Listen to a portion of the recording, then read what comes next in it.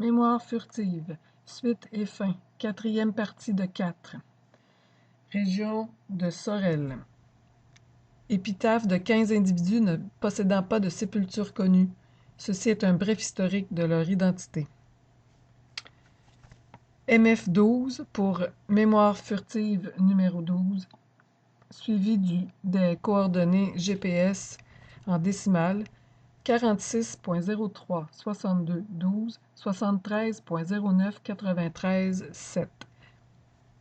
Véronneau Gisèle, fille de Édouard Véronneau et Germaine Godon, décédée à Sorel le 12 janvier 1992 des suites de la sclérose latérale amyotrophique, à l'âge de 62 ans.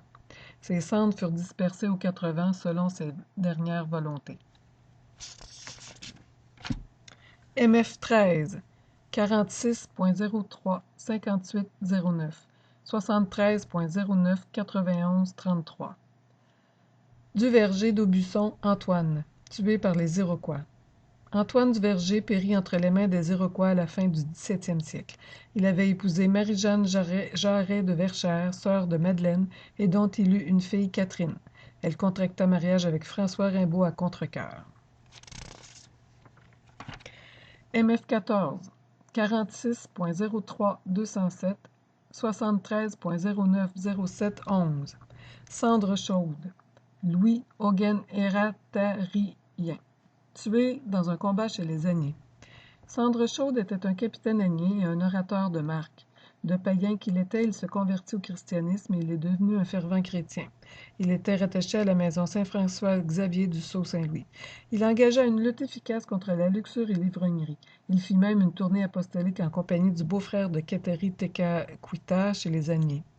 Il mourut assassiné dans un combat contre les Tshonangtuang.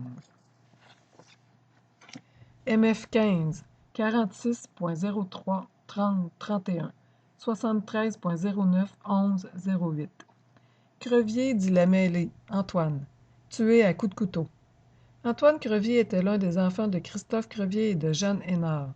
Il avait été fait prisonnier par les Iroquois selon le texte de la lettre d'un prisonnier.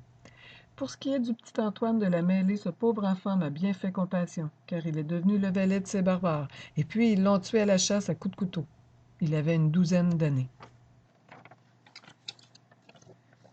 Ceci met fin à la série de 4 enregistrements audio dédiés à la mémoire de 15 individus ne possédant pas de sépulture connue.